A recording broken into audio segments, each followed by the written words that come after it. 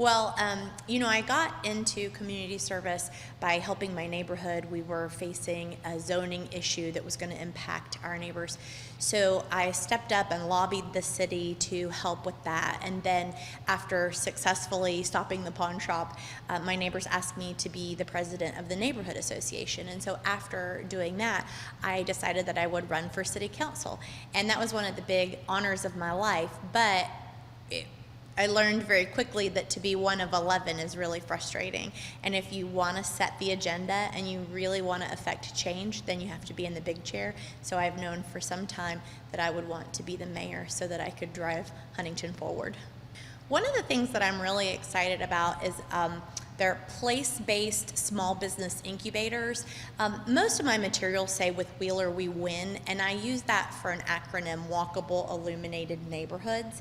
And so I want to invest in infrastructure, maybe taking some of our streets back to the original brick because they're more attractive, but they also slow speeding and absorb water.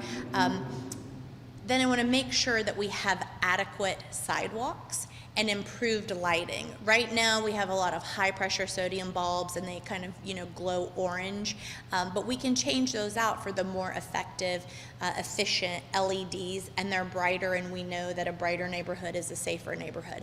So now that it's walkable and illuminated, what I really want for us to do is to, for HMDA, the city's economic development arm, to purchase buildings within the pocket neighborhoods that need some revitalization.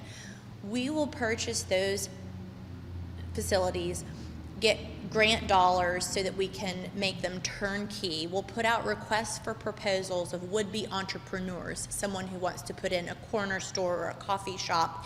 And with that, we'll give people the opportunity to become business owners. We can help them get small business administration loans, small business development council training, and then these spaces can double as community centers. So now people will have the opportunity for the exchange of commerce in the neighborhood, and there's something to walk to. Walk a dog, walk a kid, but when you fill the neighborhood with people with good intentions, people with bad intentions go elsewhere. I think that there are so many opportunities ahead of us, and it really comes down to improving the quality of life for the people who live here. So I think we can approach that in a lot of ways. I think it's very important that from an economic development standpoint, we're focusing on tourism so that we can bring in outside dollars. Nobody's going to get rich trading their money with each other. We've got to bring it in from outside. But I think one of the other things, and as I mentioned with WIN, I'm a big fan of acronyms, so I have another one that I call READ, and it's reduce fees, like the user fee and B&O. I have a facade improvement program that will reduce business owners' B&O by accounting for improvements that they put into their properties. E, I left out E. So E is eliminate food deserts by adding corner stores and grocery stores to the neighborhoods. A is act immediately to help relocate social services out of the downtown business district. And D, we need to demand accountability from sober living house operators and make sure that they are compliant. I'm born and raised in Huntington, and one of the reasons that I'm so passionate about our neighborhoods, I grew up on the south side, the beautiful brick, tree-lined streets. Unfortunately, my dad passed away when I was very young, so I was raised by a single mother, and I was one of the original latchkey kids of the 80s. Thank goodness we had community schools, so I was able to walk to and from Camac and then the old Huntington High my entire academic career. But rather than just getting to and from school, I was able to go to local businesses, like Cam's Ham.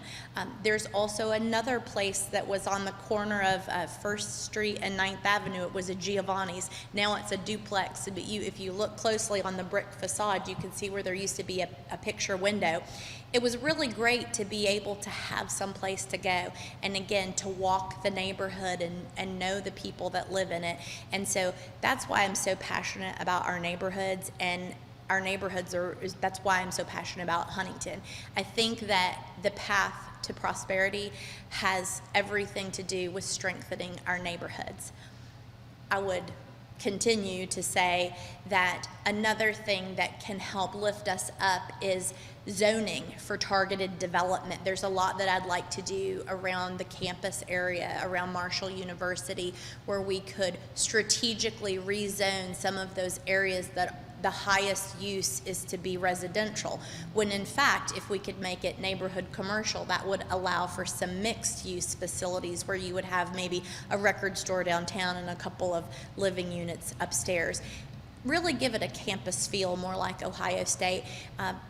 If we can help students want to come here, if we can help their parents feel good about the housing opportunities that they'll have and the safety back and forth to class, I think that will raise recruitment and, of course, retention as well. Marshall is our biggest pool for talent, so not only do we need the brightest students to come here, we need to keep them here and have them working and building a life for themselves in our community. We also have the opportunity to utilize Marshall to help us solve some of our other issues.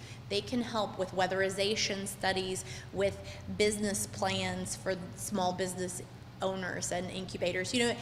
Small business is 96% of the business in West Virginia. There are over 111,000 small business owners in West Virginia, and so we need to do what we can to help lift them up and make this an environment in which they can thrive. And that's why it's important to me to address the reduction of fees, give them a mechanism to improve their facades and their property, and also to focus on public safety, lighting, policing, things that they need in order for their businesses to thrive.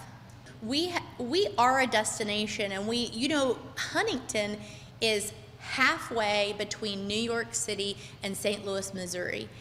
8 million people can be here in a day's driving distance. And I think that's one reason that we need to invest a lot in the opportunity for tourism, specifically sports tourism. I think that that's a big market. We have some great land plots available for large fields, and anybody out there watching with kids in travel ball certainly know that it's quite a upcoming industry.